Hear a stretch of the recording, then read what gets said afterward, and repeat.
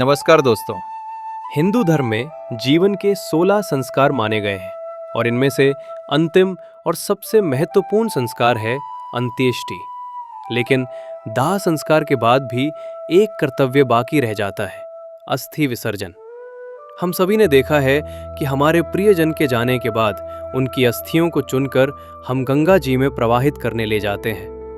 पर क्या आपने कभी सोचा है कि ऐसा क्यों किया जाता है? क्यों गंगा जल का स्पर्श मृत आत्मा के लिए इतना जरूरी माना गया है? आज हम इसी गहरे आध्यात्मिक रहस्य को जानेंगे। इस परंपरा की जड़ें हमारे पुराणों में मिलती है। कथा के अनुसार इक्ष्वाकु वंश के राजा सगर के 60,000 पुत्र कपिल मुनि के श्राप से भस्म होकर राख बन गए थे। उनकी आत्माएं मुक्ति के लिए भटक रही थी। उन्हें मोक्ष दिलाने के लिए उनके वंशज भगीरथ ने हजारों वर्षों तक कठोर तपस्या की। उनकी तपस्या से प्रसन्न होकर मां गंगा धरती पर अवतरित हुई। जैसे ही पतित पावनी गंगा के पवित्र जल ने सगर पुत्रों की राख को स्पर्श किया, वे तत्काल श्राप मुक्त हो गए और उन्हें स्वर्ग की प्राप्ति हुई। तभी से ये विश्वास अटूट हो गया कि गंगा जल में अस्थियां विसर्जित करने से पूर्वजों को मुक्ति मिलती है। शास्त्रों में गंगा को केवल नदी नहीं बल्कि साक्षात देवी और मोक्षदायिनी कहा गया है। महाभारत के अनुशासन पर्व में लिखा है, यावद अस्थि मनुष्यस्य गंगा तोये तिष्ठति तावत वर्ष सहस्त्राणि स्वर्गलोके महीयते।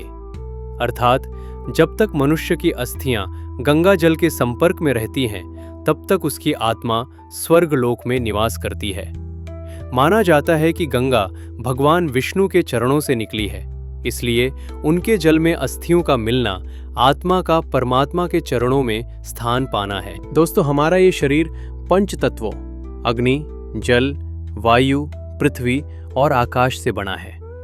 दाह संस्कार से अग्नि और वायु तत्व तो मुक्त हो जाते हैं, लेकिन पृथ्वी तत्व अस्थियां शेष रह जाती हैं।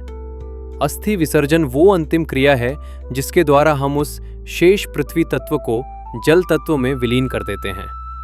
ये सिर्फ एक कर्म कांड नहीं, बल्कि ये विश्वास है कि हमारा प्रियजन अब जन्म मृत्यु के चक्र से मुक्त होकर परम शांति को प्राप्त हो गया है। अगर आपको ये जानकारी अच्छी लगी हो तो वीडियो को लाइक करें और कमेंट में हर हर गंगे अवश्य लिखें। धन्यवाद।